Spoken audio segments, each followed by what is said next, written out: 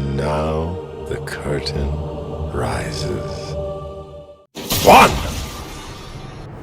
Akshan is a marksman assassin who is extremely slippery to kill. His boomerang has very low damage early, but can hit multiple targets and extends his range with each additional target hit. Using his E, he can engage with very little commitment in lane and deal multiple hits very easily. His W can give him short-term invisibility in lane. However, it can also be infinite whenever he's near terrain or in a brush and lasts only 2 seconds when outside of it. This can make his roams really important when he leaves lane. He's a master of reducing losses by cleaning up after large team kills, and in addition gets extra gold by doing so. This definitely makes him an issue when we leave lane, but we can play around these abilities. 2! Positioning is our key to force Akshan to make choices. We want to stay close to the middle of the lane as far as side to side goes as we can without being in line with the wave between us and Akshan. Unless we stay in his auto attack range for an extended period of time, he really has 2 choices. He can either try to hit us with his Q, his boomerang, or he can engage on us with his hook. With there not being a clean line between us and Akshan through the wave, he may be less inclined to use his Q on us.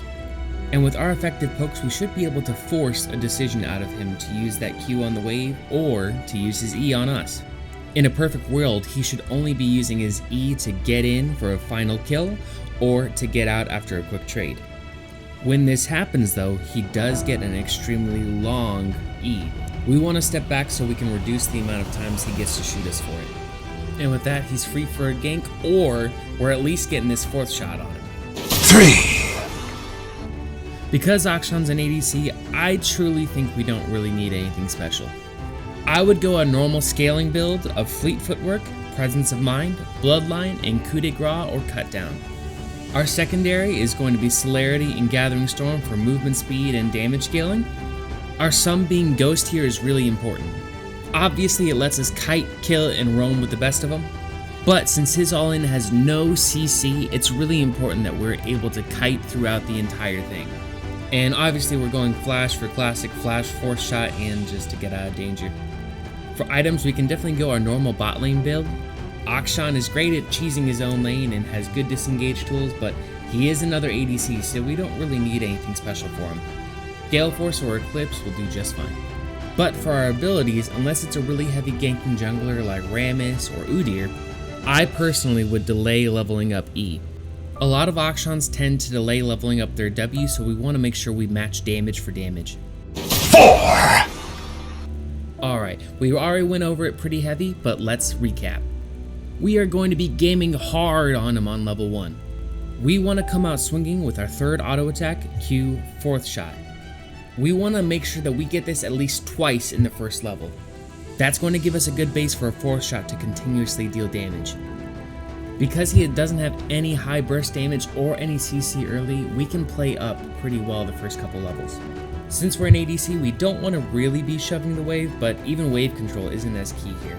We can kind of play this way up until our first back. But do note his magic number is 3, not 4. Dealing 3 auto attacks will give him extra magic damage to us and also gives him a shield nullifying our 4th shot.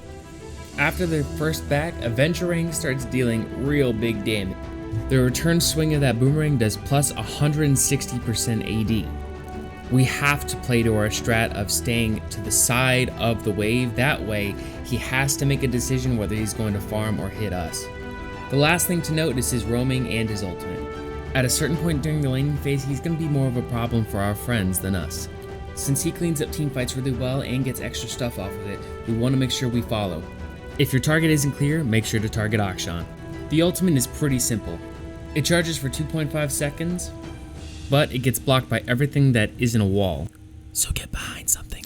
That's our general game plan. Thanks for watching. If you like this and want to hear my other strats, be sure to subscribe, like, and comment any other ideas or what you want to see next. I'll be streaming Jhin Mid and other games and strats at twitch.tv/tackthemac, and you can keep up with me there on these other doobly-doos on screen. Now get out there, get after it, and keep putting warheads on 4 heads. Tack out.